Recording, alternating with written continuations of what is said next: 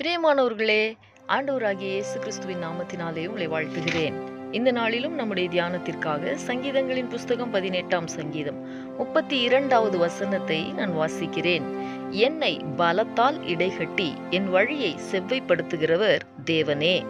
எனக்கு அன்பானவர்களே, இந்த நாளிலும் நம்முடைய தியானத்திற்கு செவ்வைப்படுத்துவார் என்கிற தலைப்பை நான் கொடுக்க விரும்புகிறேன். அன்பானவர்களே, இந்த வசனத்தின் முதல் பகுதியை நாம் கடந்த நாளில் தியானித்தோம் அல்லவா? இன்றைக்கும் அந்த வசனத்தின் 2வது பகுதியான என் வழியை செவ்வைப்படுத்துகிறவர் தேவனே என்று சொல்லி இருக்கிற அந்த பகுதியை நாம் தியானிக்க போகிறோம்.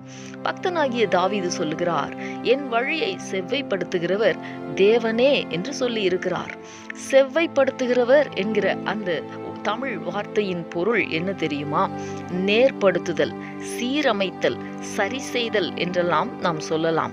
வழியை செவ்வைப்படுத்துகிறவர் என்றால் 2 விதங்களில் நாம் இதை புரிந்து கொள்ள முடியும். ஒன்று, நாம் நம்முடைய அனுதின வாழ்க்கையிலே தேவனுக்கு பிரியமில்லாத வழியிலே செல்லும் பொழுது நம்முடைய பாதைகளை சரிப்படுத்துகிறார். ஏசாயா தீர்க்கதரிசனத்தின் புஸ்தகம் 30ஆம் அதிகாரம் 21வது வசனத்தில் நாம் வலதுபுறமாய் சாயும் போதும் இடதுபுறமாய் சாயும் போதும் வழி இதுவே, இதிலே நடவுங்கள் என்று சொல்லுகிற சத்தத்தை கேட்கிறதற்கு ஆண்டவர் நமக்கு உதவி செய்கிறார். நம்முடைய வழியை சரி செய்கிறவர். 2வது, ஒவ்வொரு நாளும் நம்முடைய வாழ்விலே நமக்கு எதிராய் காணப்படுகிற தடைகள், போராட்டங்கள், இவைகளிலே தேவன் நமக்கு முன்பதாக கடந்து சென்று கோணலானவைகளை செவ்வையாக்குகிறார் என்று ஏசாயா தீர்க்கதரிசனத்தின் புஸ்தகம் 45ஆம் அதிகாரம் 2வது வசனத்திலே வாக்கு பண்ணி இருக்கிறார். எனவே இந்த நாளிலே நம்மிடத்திலே காணப்பட வேண்டிய செவ்வையாக்கப்பட வேண்டிய காரியங்களையும், நம்முடைய பாதையில் நாம் முன்னேற முடியாதபடிக்கு காணப்படுகிற தடைகளையும் தேவன் செவ்வையாக்கும்படிக்கு இந்த நாளிலே நாம் நம்மை அர்ப்பணித்து ஜெபிக்கலாமா? எங்களை நேசிக்கிற எங்கள் அன்பின் பரலோக தகப்பனே, ஆசீர்வாதமான இந்த நாளுக்காக உமக்கு நாங்கள் நன்றி செலுத்துகிறோம். இந்த நாளிலும் எங்களுடைய வழியை செவ்வைப்படுத்துகிறவர் நீர் என்பதை நாங்கள் தியானித்தோமே.